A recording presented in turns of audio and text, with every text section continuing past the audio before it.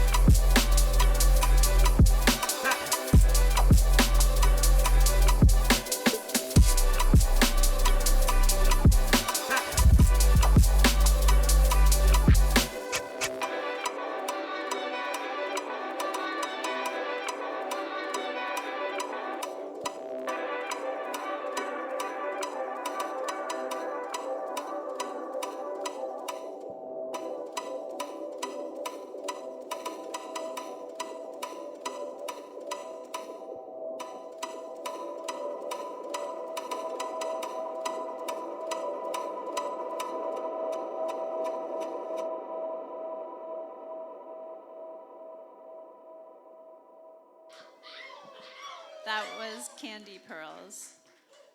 Thanks very much. Thank you. So, weirdly, that was the last tune we wrote for this album.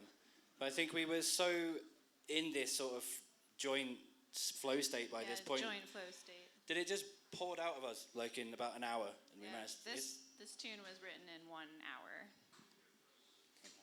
But yeah, what? Oh, point at. Sorry, I'm a little shy, so. But yeah, it came together incredibly fast, and it was just before we went to play Submersion, I think it was. Yeah. And then opened the set up with that, and it was very clear that this body of work was something a bit more than just a. It was an interesting album. It was a very interesting album. Yeah, and in the intro, there's a very clear, like, ghost, eerie, like, sound. That's actually my violin. There's a kind of weird technique that you can do called a ghost harmonic. And that is when you fret your first finger on the string and then have your pinky hover over the note. So you're creating it. They're called ghost harmonics. So yeah, that was one of the techniques that I told Oscar immediately. I was like, I want to put this kind of technique in a song. I'm really interested because in the classical world, it's very difficult and stressful, but I wanted to make it enjoyable. So I think one of the key things throughout this album is trying to push ourselves out of our comfort zones. Yeah. And do things. But for me, it's obviously making something that's not just a fucking normal, boring banger that does the same thing. And do something a bit more melodically focused and interesting. And the same with Alicia. I try to push her to do slightly more avant-garde, unconventional techniques. And this is the sort of underlayer that's underneath all of this, that's just these so-called ghost harmonics from the violin.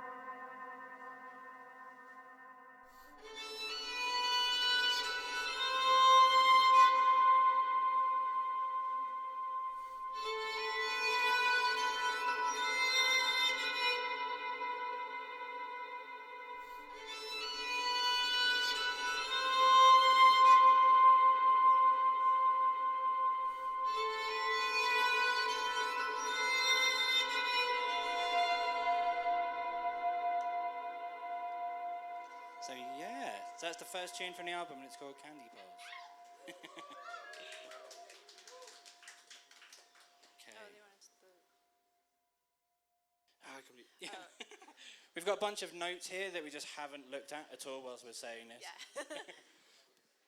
But in this track, there's a run that I play that was inspired by the Bruch Violin Concerto, which is in G minor.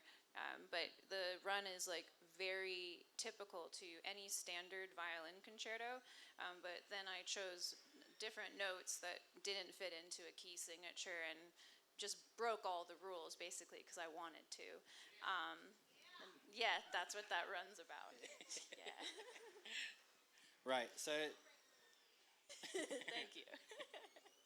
so we're going to move on to the next tune. This is track 2 and it's called Namio.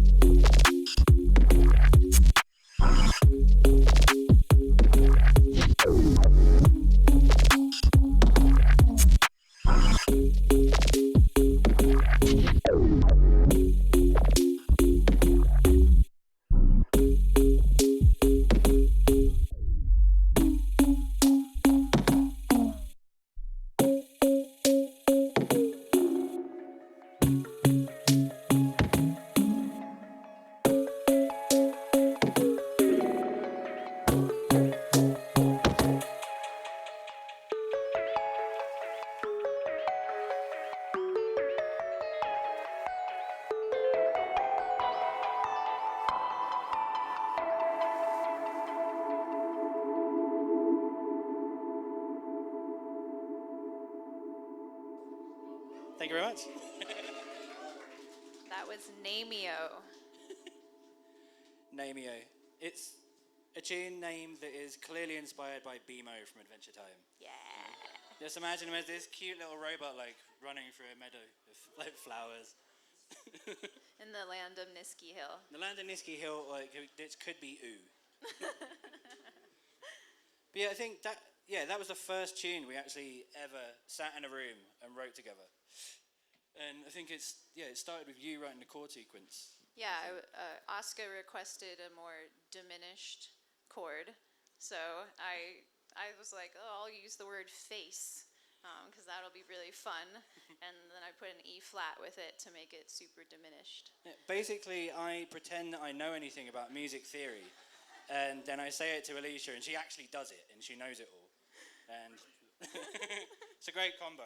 I can pass off being this musical genius just by having an incredible musician.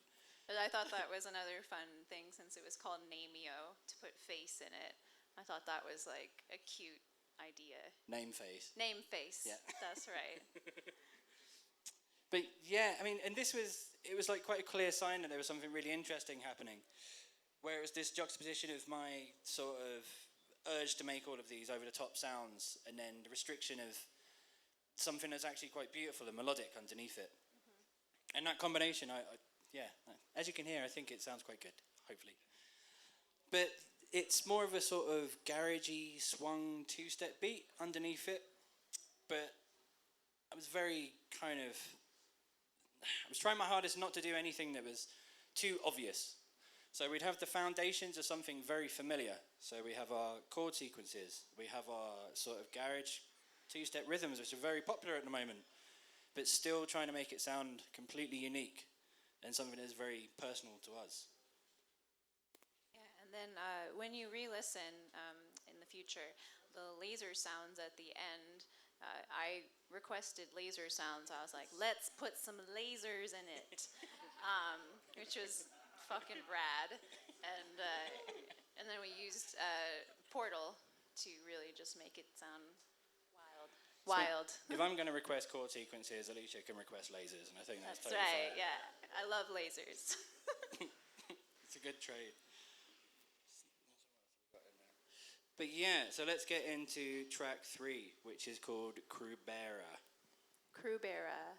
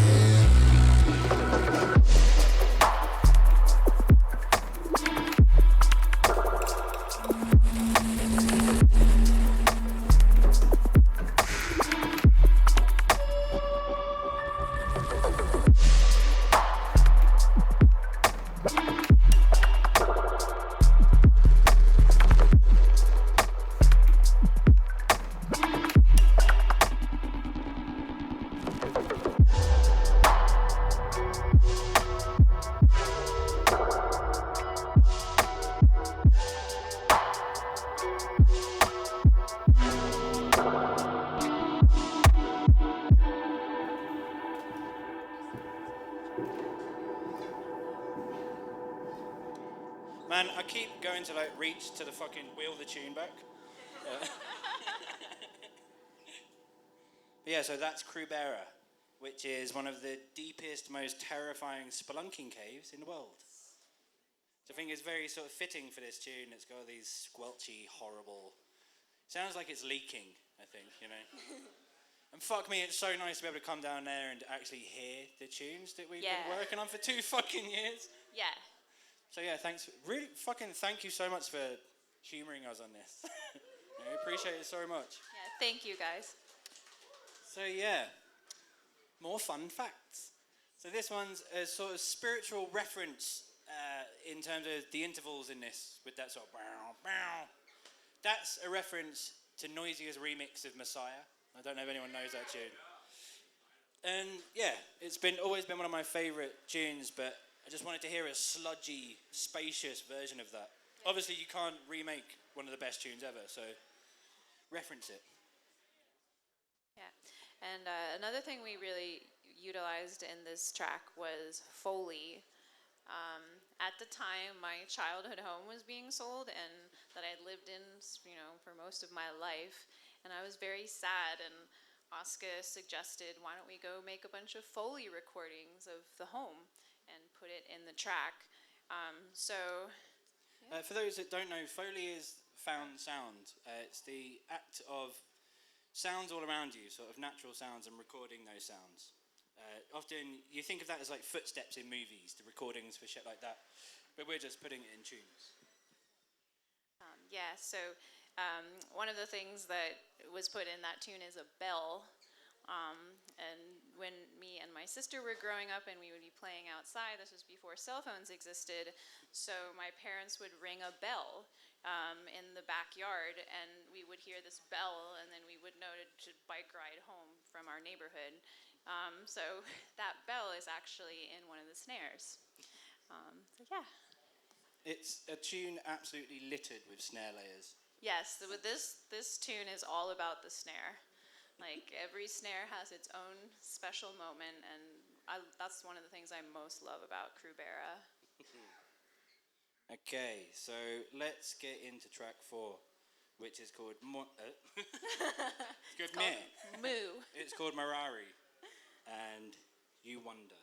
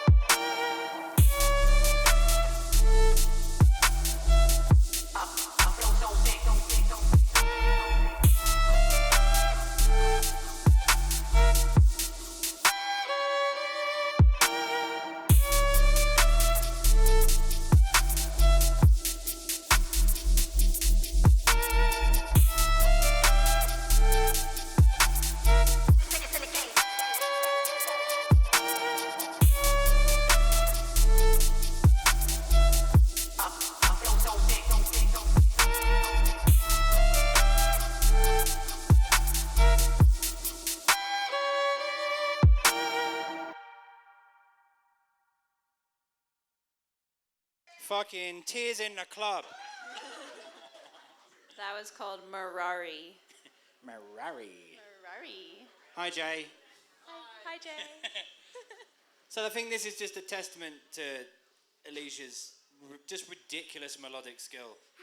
And I fucking challenge you to find a splice sample that sounds like that. Thanks, Oscar. But yeah, so this one originally started with a little sort of drum beat, and that wasn't really going anywhere. And you lucky people get to hear how awful this was before it came into a tune. Yeah. So this is the demo from Merari.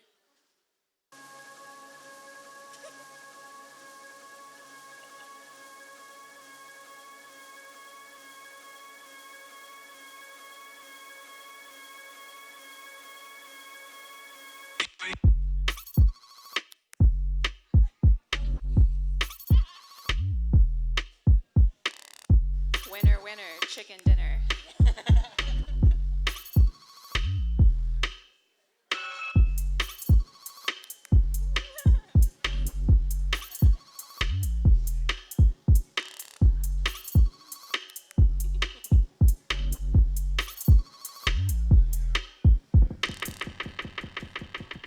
So yeah, shit. Absolute fucking disgusting trash.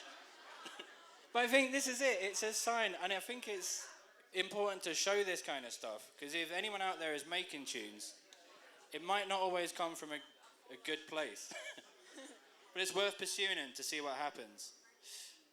And then we had that sort of crap garage beat sort of idea. It wasn't really going anywhere. And then I think Alicia started laying down some melodies, which is often the case. I'll write something really not very good, and then Alicia will start writing melodic parts, and it will evolve into this much sort of broader landscape or complete sonic environment, and it becomes something far more interesting. So I think this is how we were finding the melody. Yeah.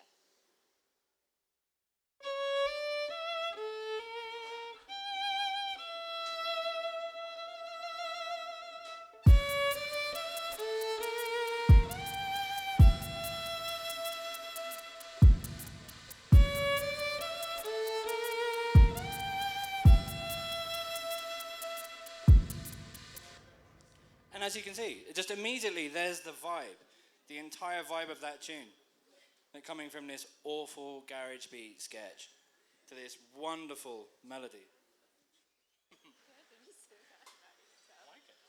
But then, I fucking hate that. And then underneath everything are these evolving string textures and just grains of these little bits of violin, and it's all bubbling underneath everything. And you get to hear what that actually sounds like on its own.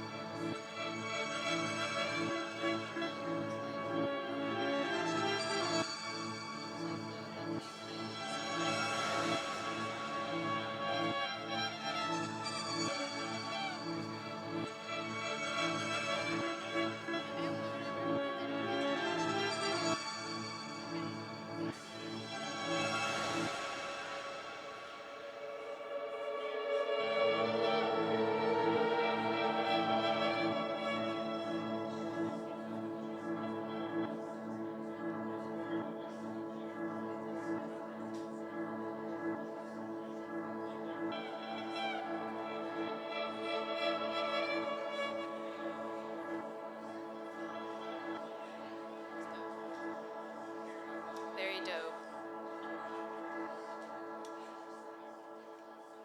So yeah, that is Merari. And at this point in the album, we're getting up to track 5. We're almost at the halfway point. And we felt it's kind of time to bring everything down, take it a bit more ambient, and just break the album up. And sort of give you time to breathe, pull yourself together, and reassess. Or not. Or what? Just cry. So this one was called Homeward Pulse.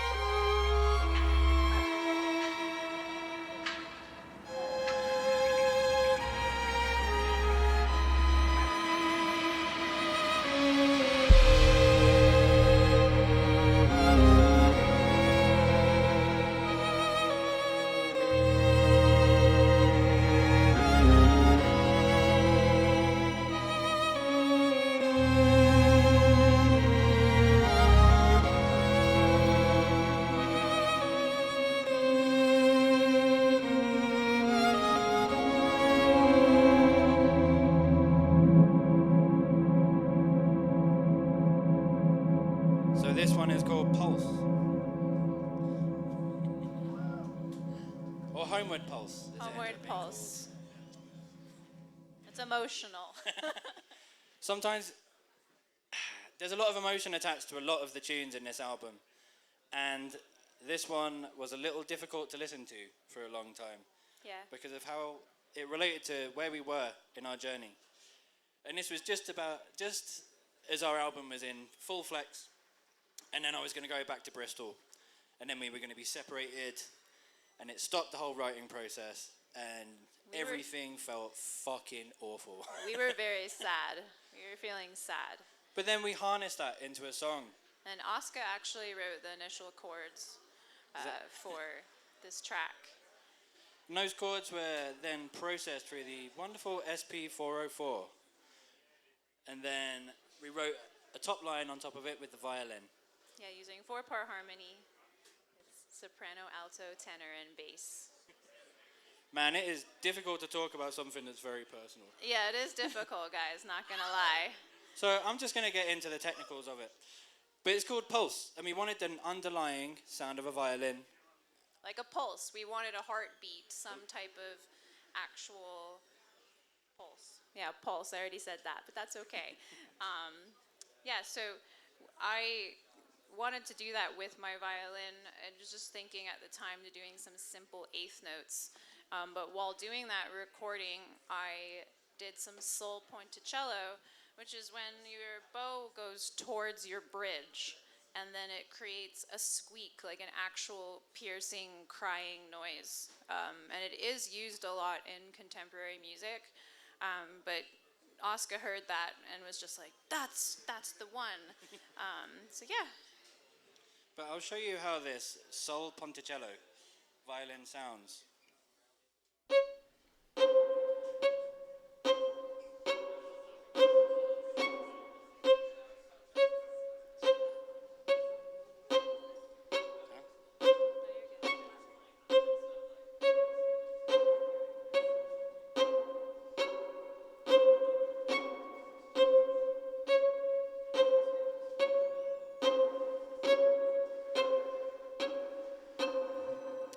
So as you can see, the violin is the literal beating heart of that tune.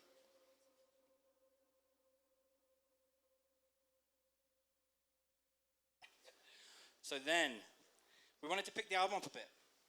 and we come to track 6, which is a tune called Foam, which is the single that we first released from this album.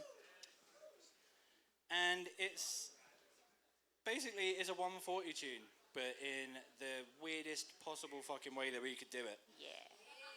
I love breaking the rules. Most of the sounds in this are from the violin. Yeah. So they've just been reprocessed and mangled up and turned into percussion lines and basses and these horrible shrieking sound design bits. Yeah. All the melodic bits, even if it doesn't sound like a violin, is the violin, in fact. So yeah. Talk is cheap. Let's play Foam. Enjoy it.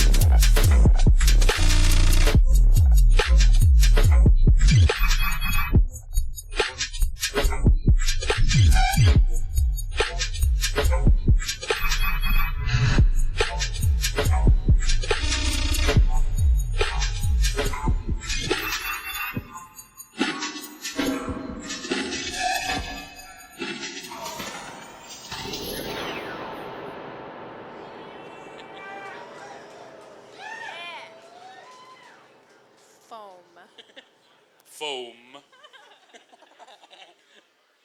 So that was one of the most fucking irritating tunes ever to make. That took the longest on the album. There's so many fucking versions and so many attempts to get to that point. But again, it was another case of like there was a demo and there was an idea, but it was never quite good enough. And it was this obsessive pursuit of perfection that finally arrived at that point. So obsessive. Thank you. But I'll show you demo number 1 and where this came from. Again, it was this slightly garage-esque kind of beat that just didn't quite work.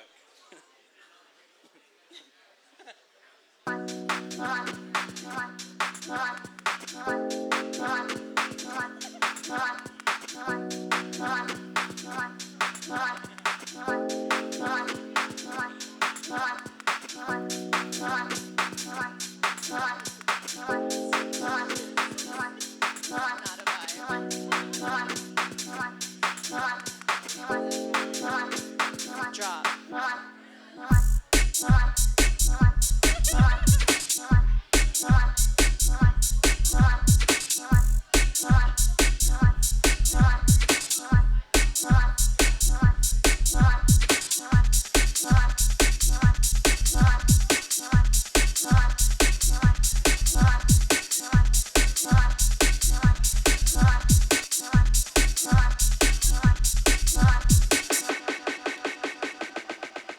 So there we go. That's how that started. Trash. And once again, it wasn't until Alicia came in with the melodics that it actually formed into an idea, which started with this.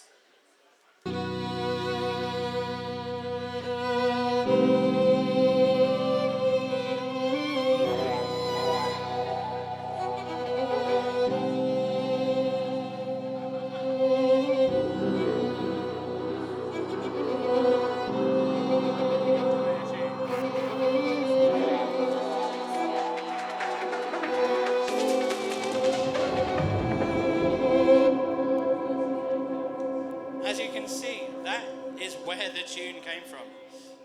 And it's this pursuit of something other than what you have, and this perfection that leads us to these points, and this determination.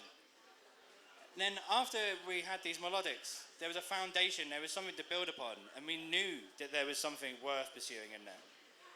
And then it almost became another tune, but there was still something left to be said. But this is the third version of this demo.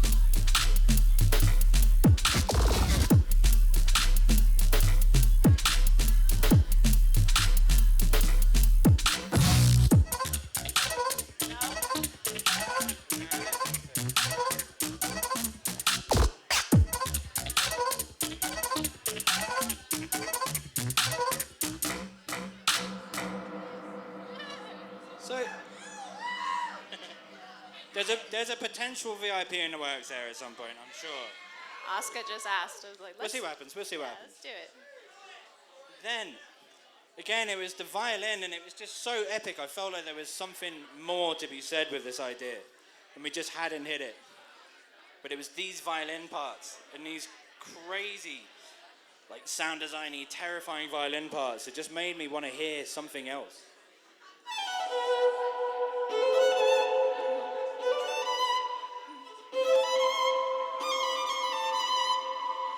I just knew there was something epic lying underneath it all, rather than a sort of chin-strokey garage beat that wasn't that good.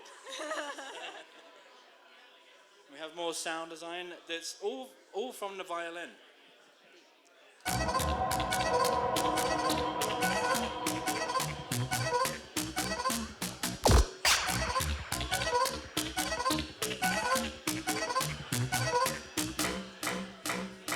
Again, you're not going to find that shit on Splice. So let's move on to track 7, and this one's called Benedict. Benedict. The best kind of eggs. Yum.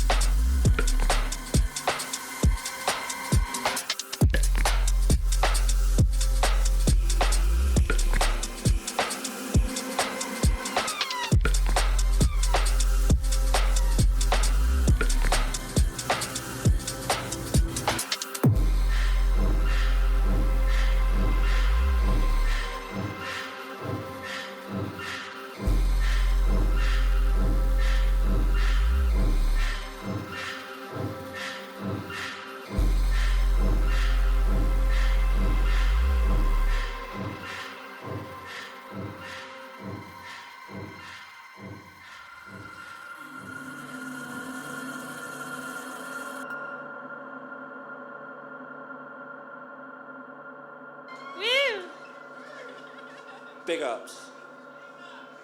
I love that one. I love it. Fun fact, there was a vocal that we had at the start of this tune that we were going to think about clearing. Yeah. And when I dug a little deeper into where the vocal came from, and this was at the start of the year, Turns out it was signed to Bad Boy Records, and for those who don't know, that's P. Diddy's label. So I thought maybe that's not a great idea to have on this tune. Yeah, we pulled that. Like, yeah, nah.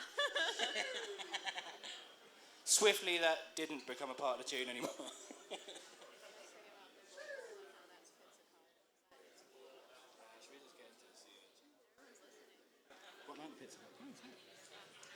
In the second half of Benedict, when the vocal comes in and it's really, really epic, there's a constant, like, how would you describe it? There's like a constant eighth note, and that's actually a pizzicato of a violin, but it doesn't sound remotely like pizzicato. I think what we were trying to do was find some common techniques of these repeated vocals we've heard and approach them in a different way. And that's what a lot of this album's about, is trying to find a way to reapproach something we know under a different kind of view. Yeah. So now on to track 8. This is Sea Urchin.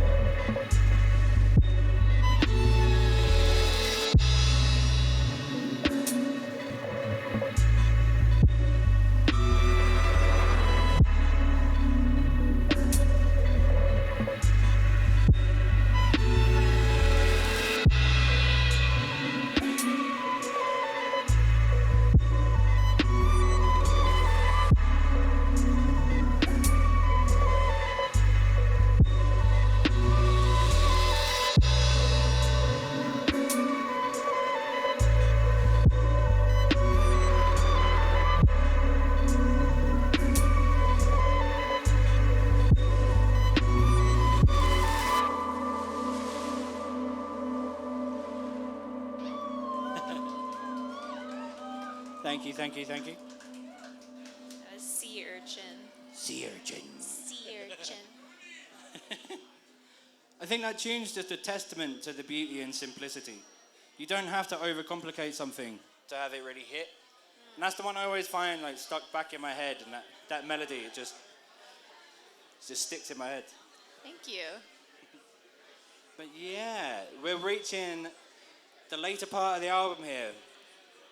Let's go. And we've just got a fucking absolutely insane tune. And it didn't fit earlier enough because nothing after it would have the same kind of pace. And it's evil, almost.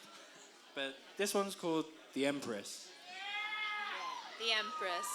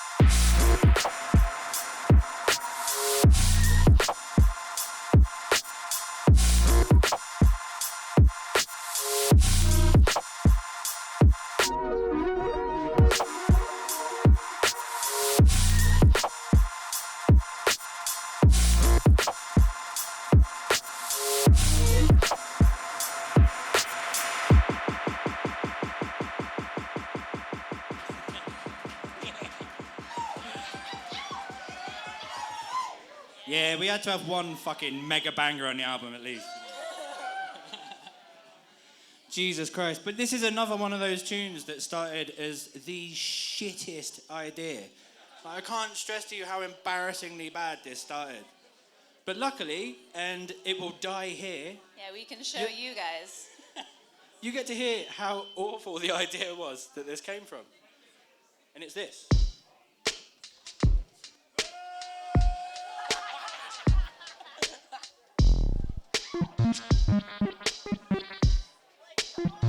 Come on.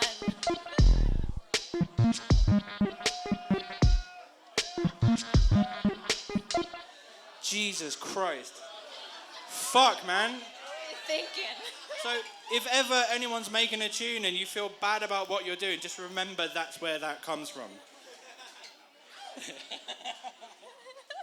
And then we made another version of that, and it was worse. It was worse.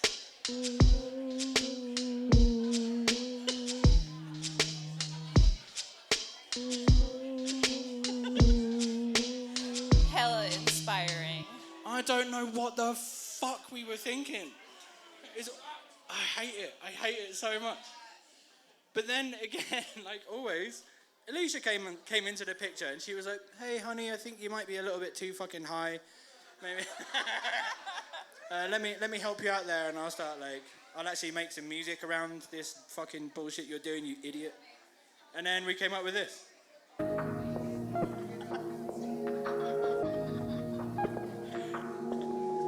our Moog.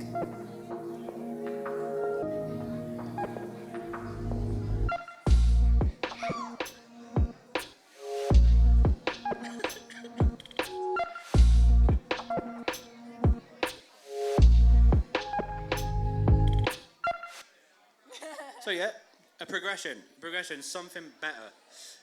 And then that evolved into this.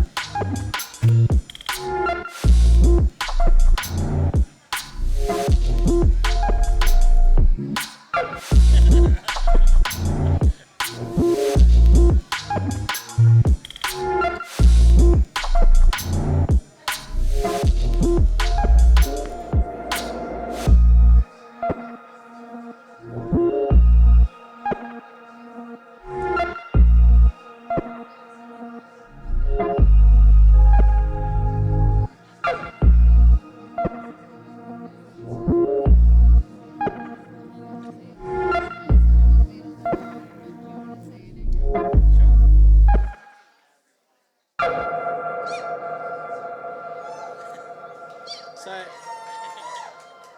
I just want this to show, even if something feels shit right now, just keep going that little bit further and it might not actually suck. Perseverance is key. It's anything, just keep fucking going. You don't know the good shit yet because it hasn't happened.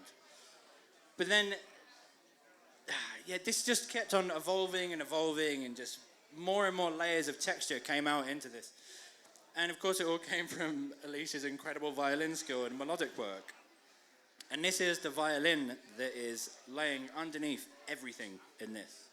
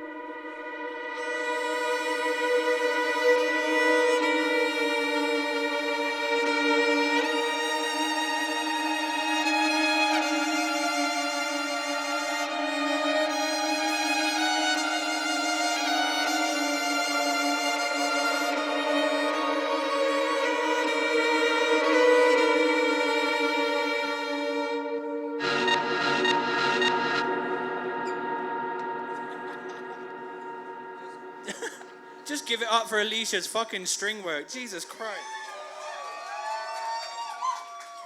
I love you guys. There's a symphony within the song. It's insane. It's an honor to work with someone as skilled. That's how really I feel is. exactly about you, Oscar. Thank you very much. Aww. So let's move on. This is track 10. This is called Aquaspace. It's my favorite.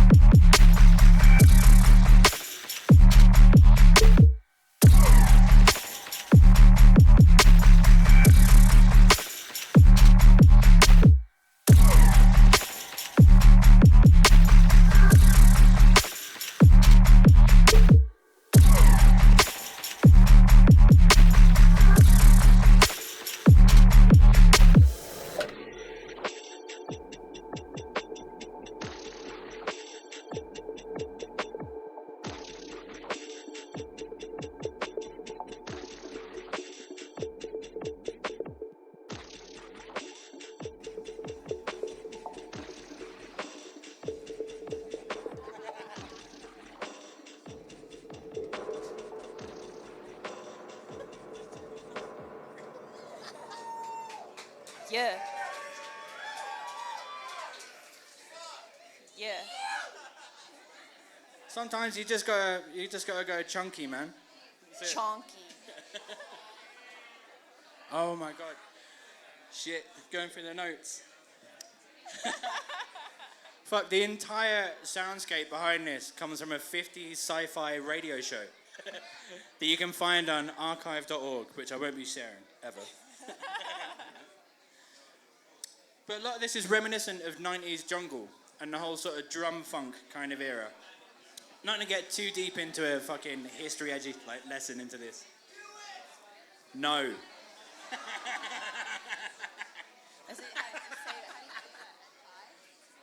We can go a little bit. But a lot of it comes from that sort of mentality of throwing things into an old Akai sampler, resampling it, and taking that sort of crusty element to it.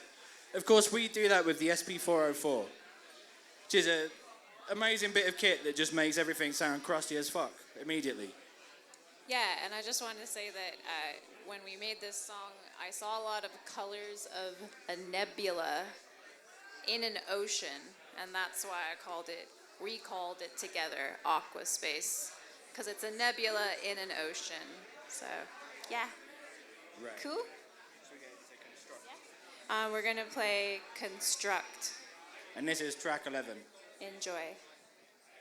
Or don't.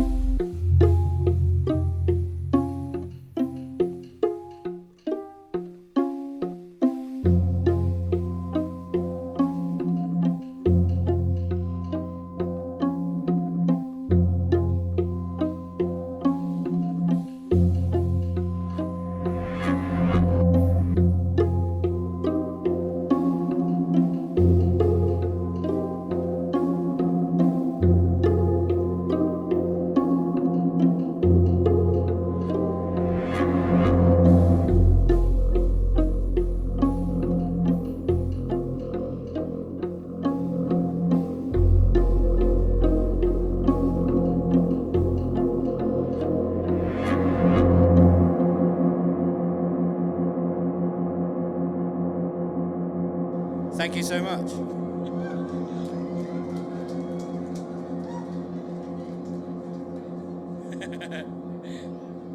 So, unluckily for you, Alicia has to tune her violin. So, I'm probably going to ramble on a bit to try and stall. So, that tune, Construct, it comes from an interesting place. It was like a hot summer's day around May, June kind of time. And we recorded in these little pizzicato parts on the violin, which are those plucked sort of sections you hear. And our recording setup wasn't the best. We don't have a great big studio. And in the background was someone outside building a fucking house, it sounded like. So in the background of the recording, there was someone literally building a house. Yeah, it was a warm May day, so the windows were actually open when we made the recording. And the construction worker made a solo appearance in our track. But we ended up just rolling with it and using the rhythm from this sort of construction sound in the back, hence the name Construct. But this is the violin soloed with this construction sound just in the background.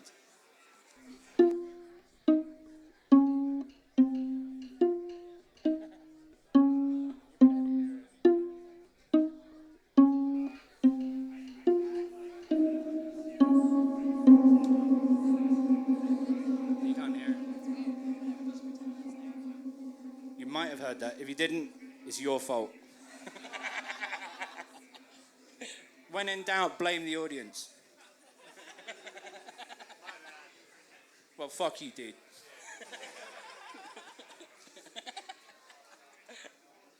But again, this was another testament to Alicia's compositional skill. It's a symphony within a tune, with the small pizzicato and change of dynamic building up into this greater atmosphere within the tune. I do want to say, though, that the pizzicato in Construct was your idea, and you thought to put the pizzicato in. Well, thank you very much, Yeah, but I can't play violin, so Okay, I think okay. the honour goes to you. So, moving on. This is the last tune of the album, and it's called Oak. And this was one of the hardest ones for us to finish. Just down to how much emotion it evoked from us. And that's a very difficult subject for me, to be vulnerable. But that's what all this is about. It's not trying to hit some fucking social media marks. Or We're trying to do algorithm. something that's going to hit you, and you're going to feel it in a different way. Yeah, And if any of you feel that, that's good enough for me. yeah. So this one's called Oak, and I love it.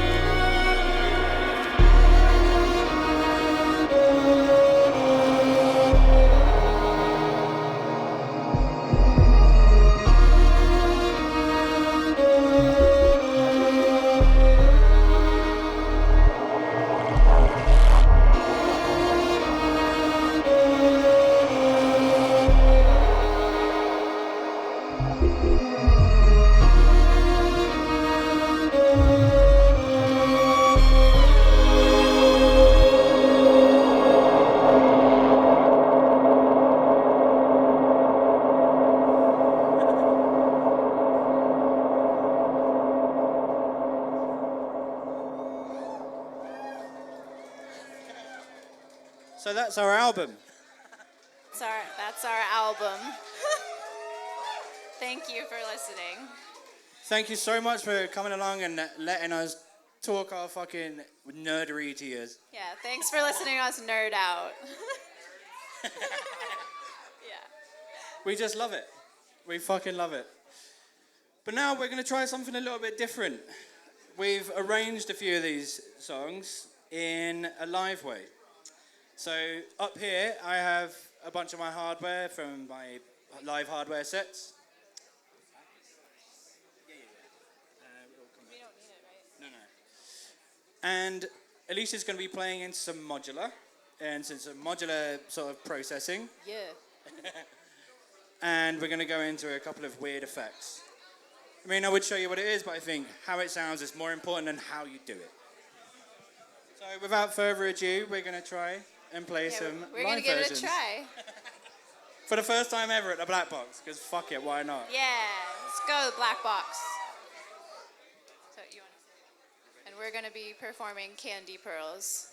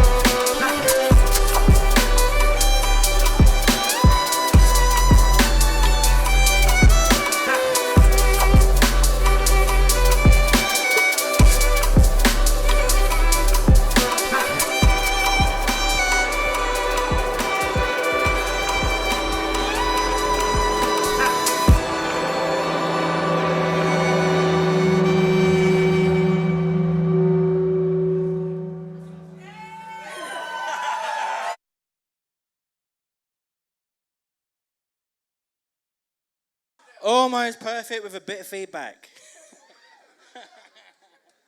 Not bad for the fucking first time we've ever tried to do this.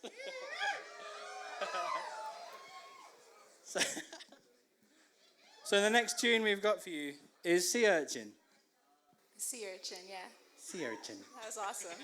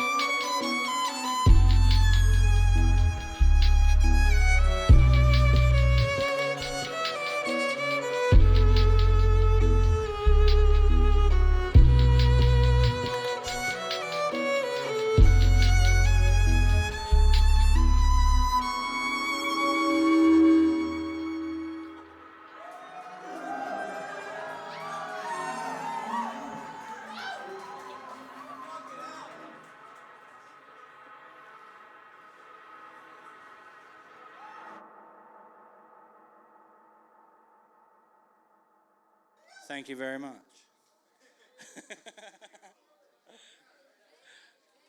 The final one we have here is called Mirari.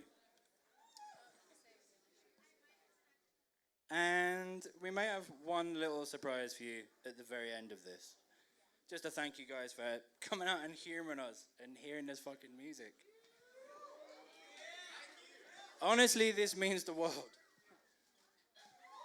This means the world. Like, truly, thank you for listening to us. Like, it means so much.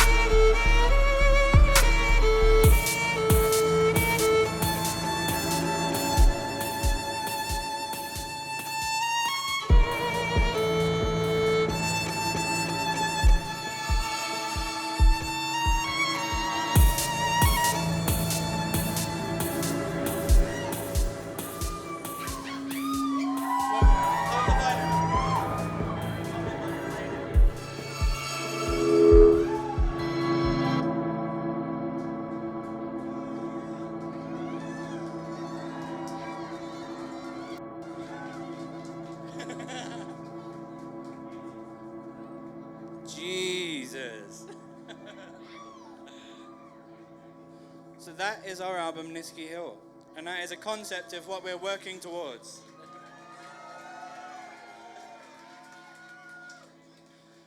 Oh my God. Thank you guys so much for coming out tonight. And we're just about to wrap all these things up. Like, it's just about... We're going to play some more. Be fucking patient. All right? But since you guys made the effort to come out here and listen to us, we thought we'd show you something a bit special.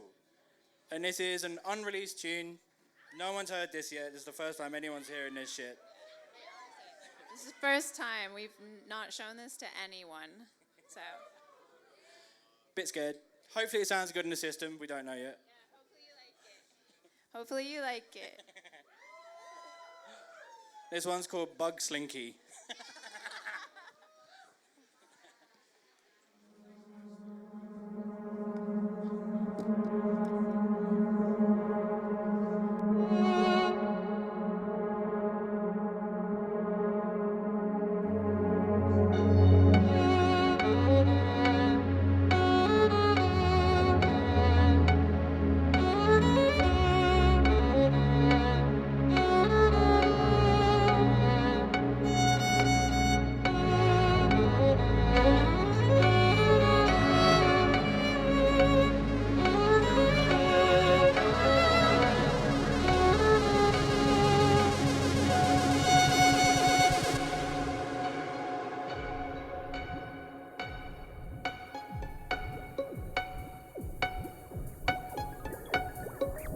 Last chance to go fucking mental, so have it.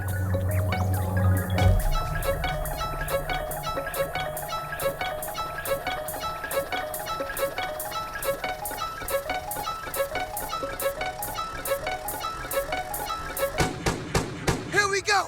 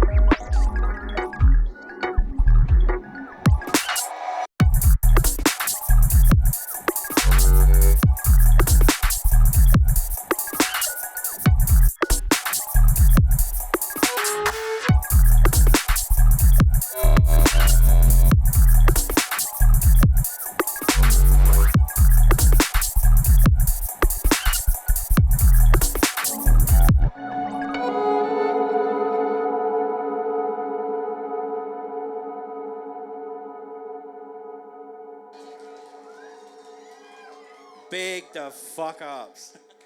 Big ups. Thank you so fucking much. So we've got about 25 minutes left. If anyone has any questions, you want to chat some shit with us, we'll be walking around. You want to tell us how much you hate our music, that's totally fine.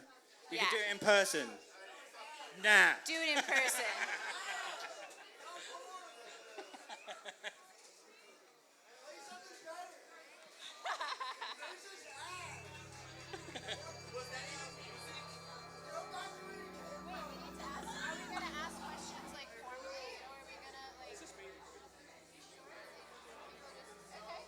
I mean, if anyone wants to shout a question out that they seriously, sincerely have.